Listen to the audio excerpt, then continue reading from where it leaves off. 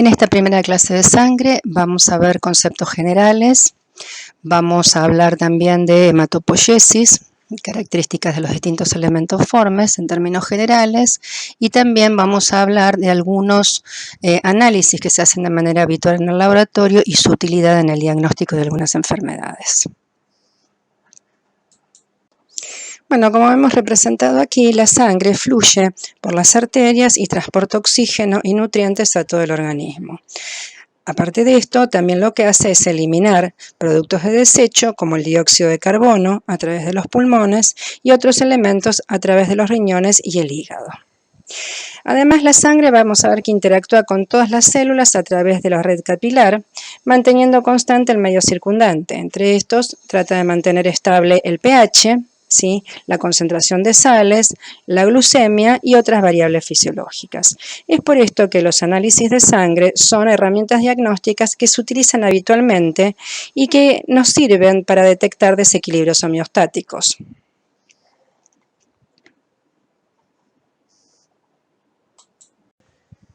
La sangre es un líquido complejo en el que están suspendidos diversos tipos celulares, más el plasma.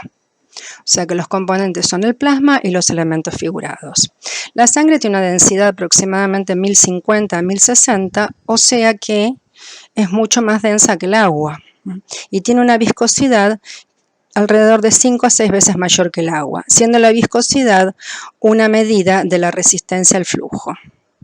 Ahora bien, ¿cómo está constituido el plasma? El plasma en su mayor proporción está constituido por agua, un 92%, las proteínas plasmáticas, que ya hemos mencionado en las clases anteriores, y otras sustancias, aparte de las proteínas, como glúcidos, lípidos y minerales. ¿Cuáles son los elementos figurados? Bueno, los glóbulos blancos o leucocitos, que se clasifican en granulares y agranulares, como veremos después, o como ustedes ya habrán visto seguramente en histología, los glóbulos rojos o eritrocitos, que se dedican fundamentalmente al transporte de gases, oxígeno y dióxido, y las plaquetas, que están relacionadas con el proceso de coagulación. La sangre es un tejido dinámico, ¿sí?, y es un tejido vivo y complejo que lleva a cabo 4 funciones fundamentales.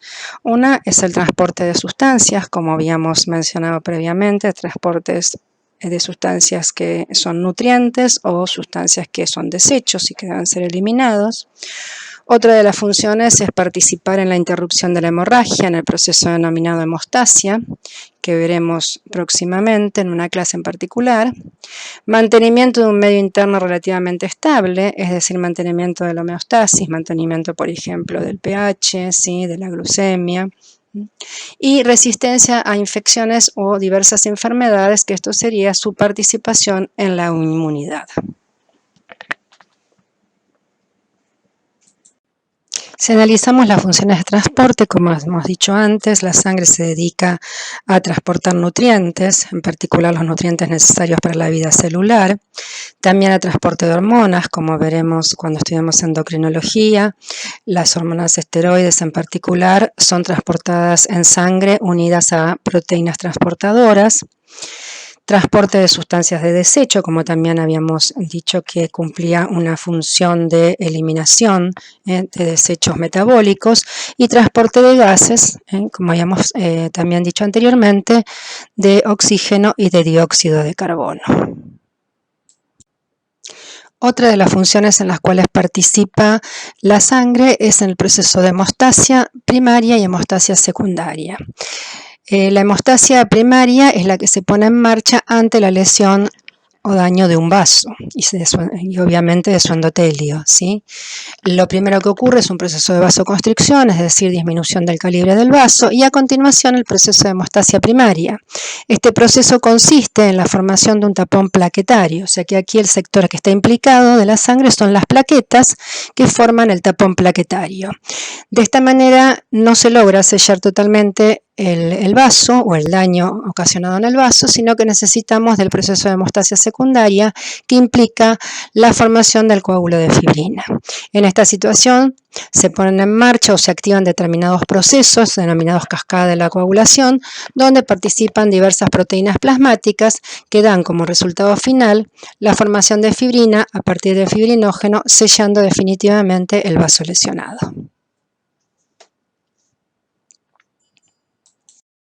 Con respecto a la participación de la sangre en el mantenimiento del medio interno, podemos tomar como ejemplo la variable pH.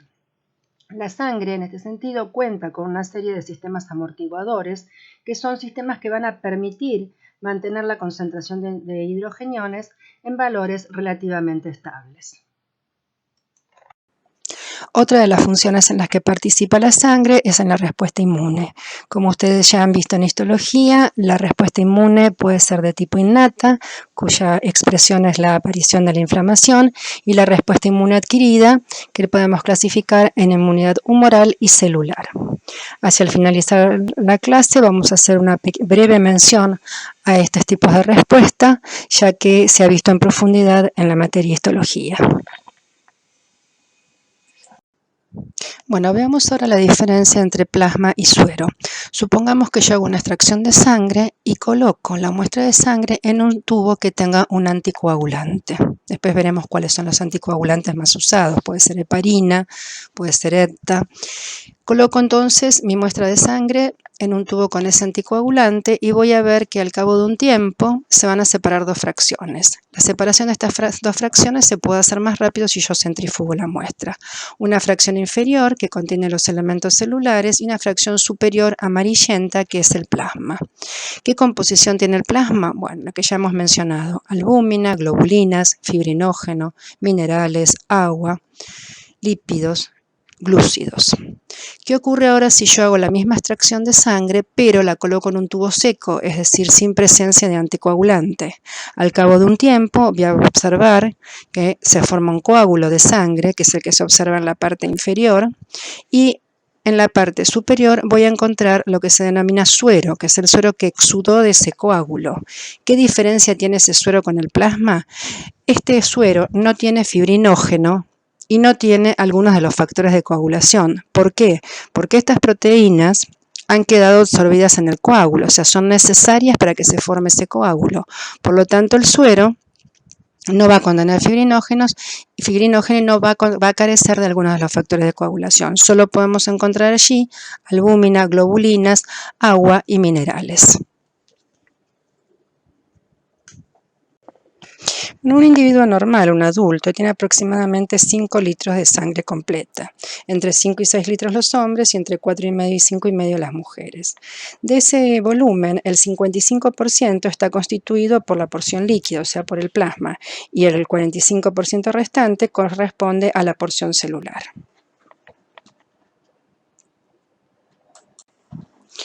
Aquí podemos observar las componentes del plasma, componentes inorgánicos y componentes orgánicos. Dentro de los inorgánicos hay un alto porcentaje de agua y el resto corresponde a electrolitos y minerales. Aquí tenemos la clasificación de cationes y aniones. Dentro de los cationes, el que está en mayor concentración es el sodio, y dentro de los cationes importantes está el potasio. Y con respecto a los aniones, el cloro es el que está en mayor concentración y es importante también, además de este, el bicarbonato. Estos tres iones, el sodio, el cloruro y el bicarbonato, son los principales solutos osmóticamente activos del líquido extracelular. Y en este sentido debemos considerar lo que puede llegar a pasar con el sodio. El aumento o la pérdida de sodio pueden causar o una expansión del volumen general del organismo o una contracción del volumen. Estas variaciones, expansión o contracción, pueden afectar el normal funcionamiento del organismo. Esto se va a ver con algunos ejemplos, ya que es un aspecto importante a tener en cuenta en el trabajo práctico. Dentro de los componentes orgánicos, los más importantes son las proteínas plasmáticas. Hay identificadas alrededor de 1.400 proteínas plasmáticas y muchas de ellas funcionan como enzimas, como hormonas, como anticuerpos, como proteínas transportadoras de hormonas. Contribuyen también a la osmolaridad del plasma y al equilibrio ácido-base.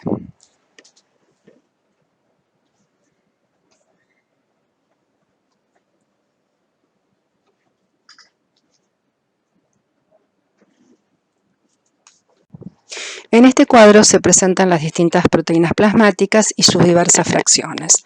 Como podemos observar, la albúmina constituye el 55% del porcentaje total de las proteínas. Y esta proteína tiene funciones sumamente importantes. Una de ellas es la de transporte. Es una proteína transportadora de muchísimas sustancias, como vamos a ver a lo largo de toda la materia, y las une de manera inespecífica. Por eso siempre yo les suelo decir que la albúmina actúa como un radiador, ¿no? Pega todo, pega de todo de manera inespecífica, pero lo pega y lo transporta. Para marcar una diferencia podemos hablar de proteínas transportadoras específicas, como son, por ejemplo, las proteínas que transportan hormonas esteroides. Esas son específicas, transportan esa hormona y no otra. Eso lo vamos a poner entre comillas porque hay algunas proteínas transportadoras que pueden transportar más de una hormona. Pero esto lo dejamos para cuando veamos el tema. Y una función primordial de la albúmina es el mantenimiento de la presión oncótica. Recuerden que en la clase pasada hablamos de la presión oncótica de las proteínas en general. La presión oncótica es mantenida fundamentalmente por la albúmina. Recuerden que también la llamábamos presión coloidosmótica. Y esta presión oncótica es la que tiene un papel importante en el intercambio de líquidos a través de los capilares.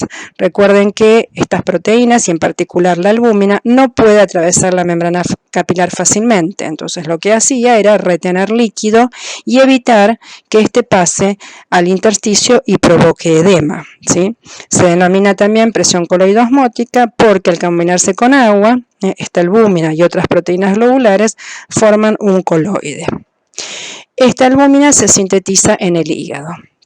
Las otras fracciones son las fracciones de las globulinas, alfa, beta y gamma. Alfa y beta se sintetizan en el hígado y tenemos dos fracciones, la fracción alfa 1, 5%, alfa 2, 9%. Y tienen, si se fijan, funciones fundamentales que son de transporte. HDL, transporte de colesterol para el caso de alfa 1, transporte de transcobalamina, es decir, transporte de vitamina B12, y la protrombina, que es un factor de coagulación, como se verá cuando estudiamos hemostasia.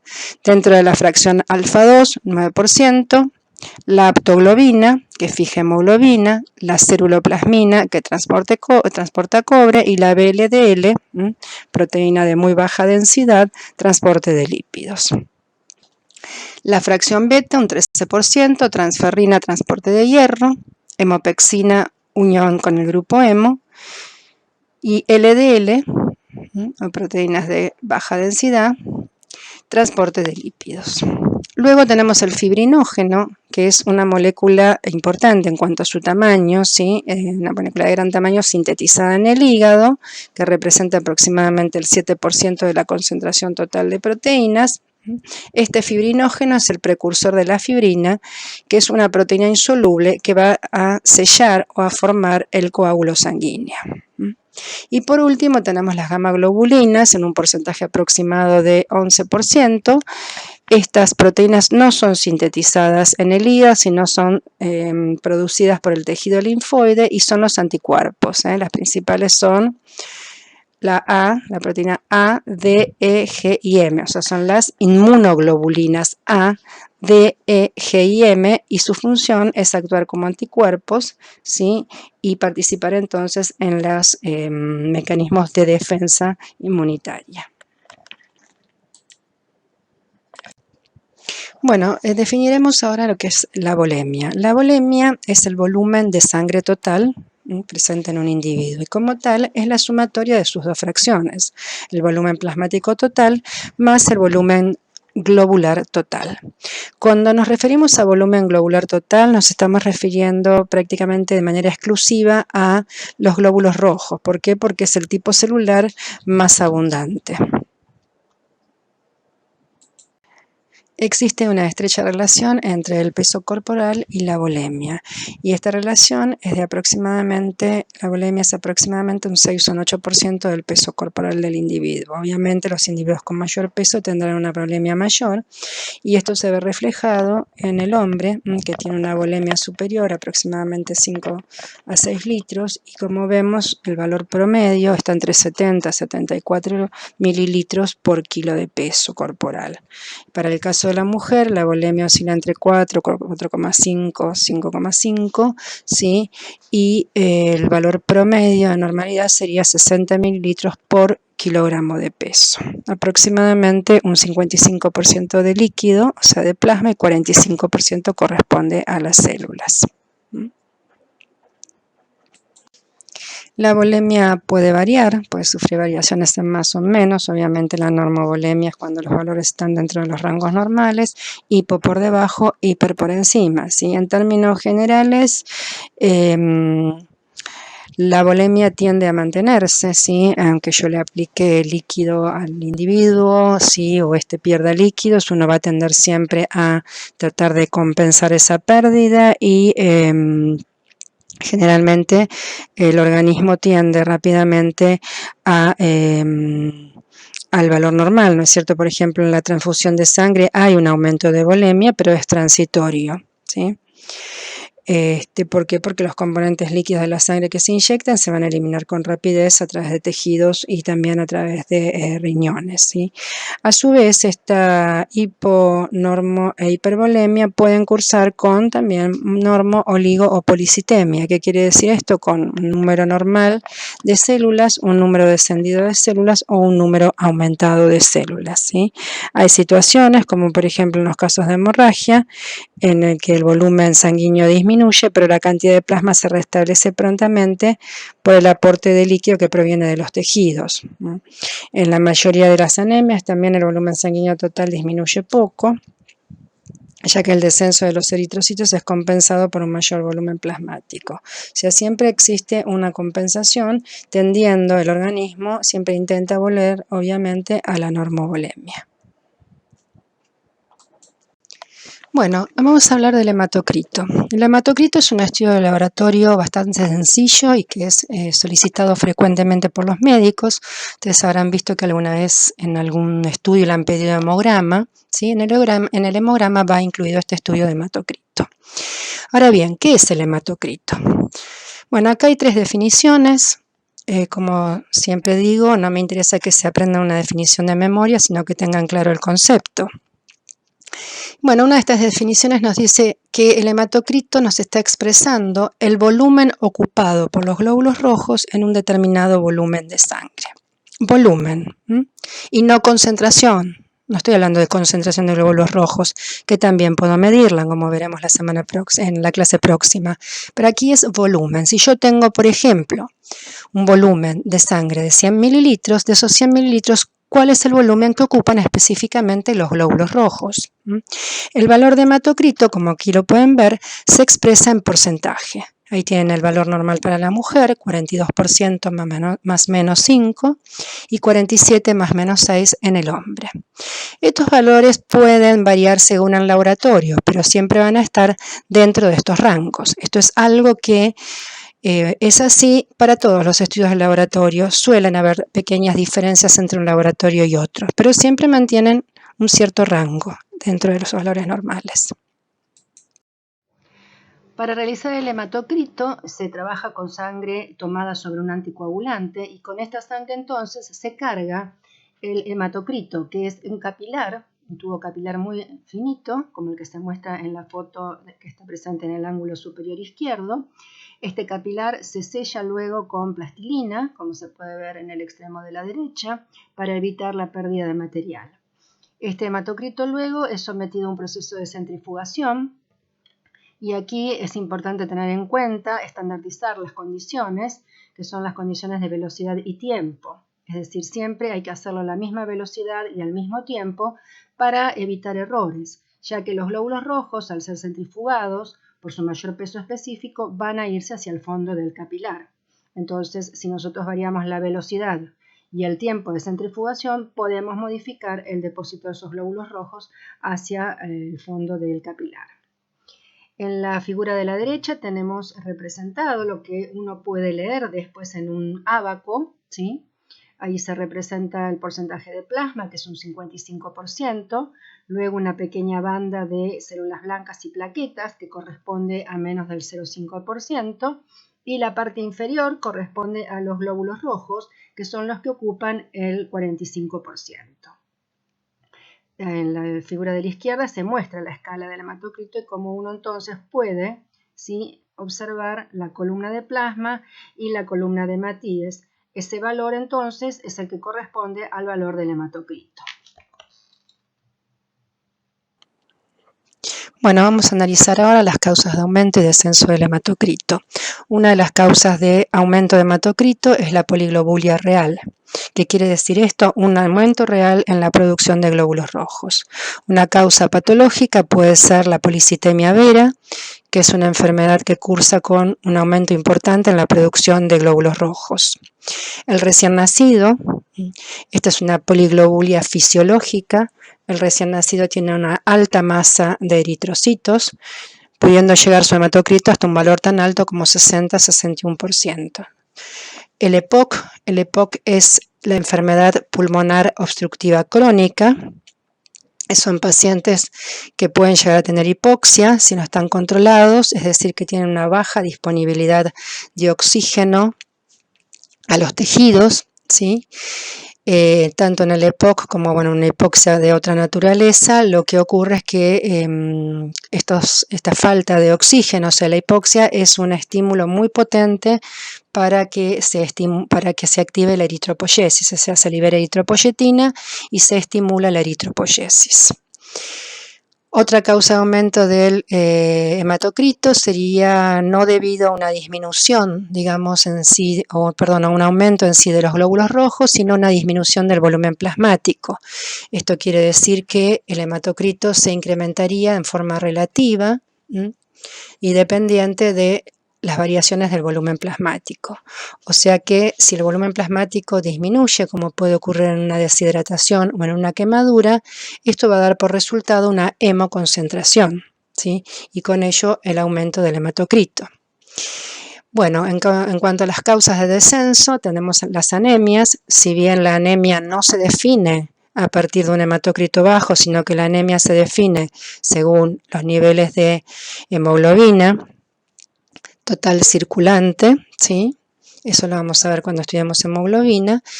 Hay anemias que cursan obviamente con esta disminución de hemoglobina y se acompañan de disminución del hematocrito. Las hemorragias. Bueno, las hemorragias dependen del momento o del tiempo que haya pasado a partir de la hemorragia. Si la hemorragia es reciente, el hematocrito no se modifica, ya que el individuo va a perder sangre completa, o sea, pierde tanto glóbulos rojos como plasma. Después de unas horas vamos a ver que el hematocrito va a disminuir porque se ponen en marcha una serie de mecanismos compensadores que van a mover fluidos desde el espacio intersticial al intravascular. Lo que va a ocurrir cuando este líquido pasa al intravascular es que va a diluir la sangre y el hematocrito va a tender a bajar. O sea que en caso de hemorragias hay que tener en cuenta el momento en el cual se hace el estudio. Y también se puede ver una hemodilución, ¿sí?, cuando aumenta el volumen plasmático. Aquí también habría un descenso relativo a las variaciones del volumen plasmático.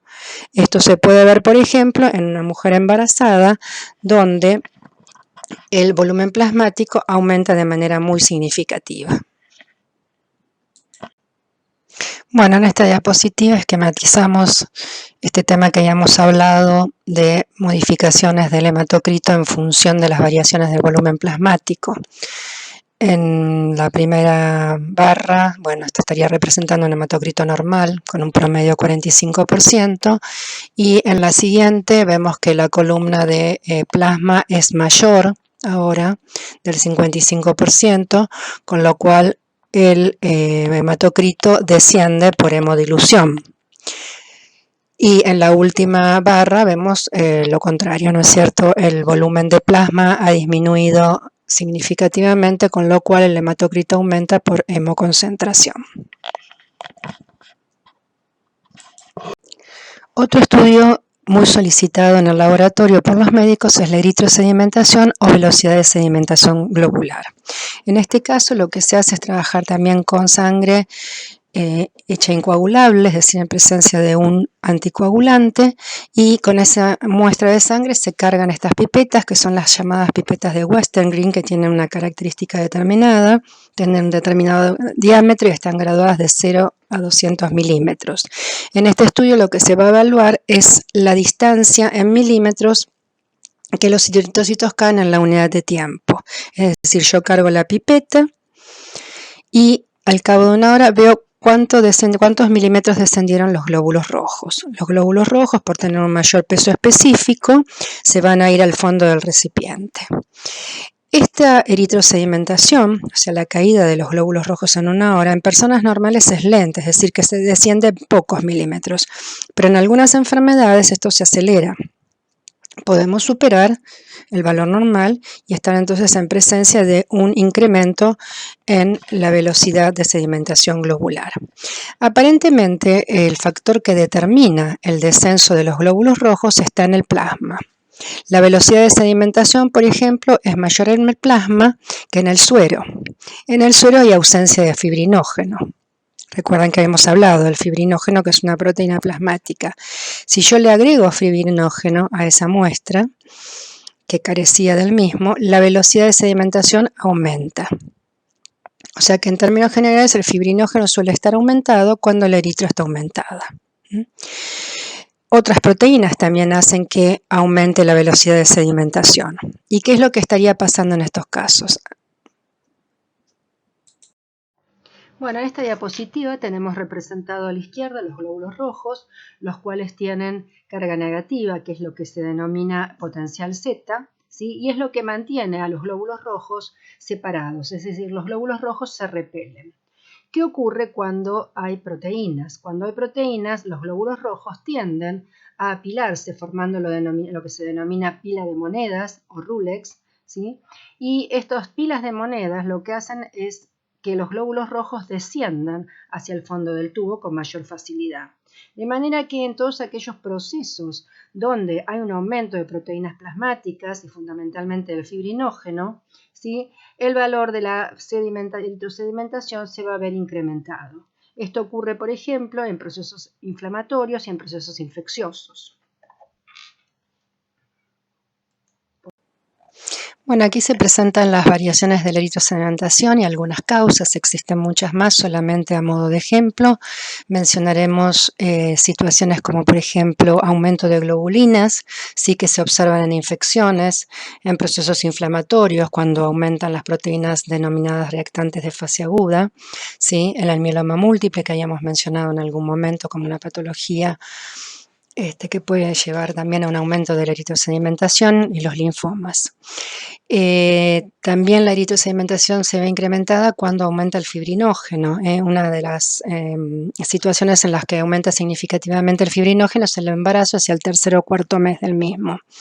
Procesos cancerosos no nos permiten identificar qué tipo de proceso canceroso es, pero sí hay un aumento importante del eritro en estas situaciones y también en algunas anemias. ¿En qué situaciones disminuye? Bueno, cuando aumentan los glóbulos rojos, ¿sí? Aquí la sedimentación se enlentece. Situaciones de aumento de glóbulos rojos, como habíamos visto cuando estudiamos hematocrito, en la altura, ¿sí? Por un descenso de la cantidad de oxígeno, de la presión parcial de oxígeno, en la altura se estimula entonces la eritropoyesis, en la policitemia vera, que cursaba con poliglobulias, como recordamos, hemos visto anteriormente, en la enfermedad pulmonar obstructiva crónica, que cursa con hipoxia, o sea, disminución de oxígeno disponible a los tejidos. Cuando el fibrinógeno baja, esto puede pasar con un individuo con una enfermedad hepática importante, donde disminuye la síntesis de fibrinógeno, y cuando aumenta la viscosidad del plasma, como por ejemplo situaciones en las cuales una proteína de alto peso molecular, como es la macroglobulina, se encuentra incrementada y lleva a un aumento de la viscosidad plasmática. Bueno, aquí se consignan los principales usos de la medición de la eritrosedimentación.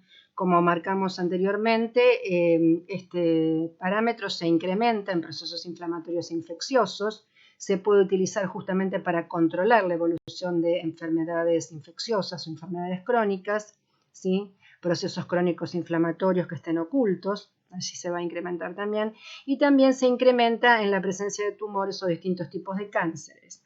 Pero como dijimos antes, no permite definir qué tipo de cáncer padece el paciente. De manera tal que, si bien es un parámetro muy utilizado, es un marcador sumamente inespecífico.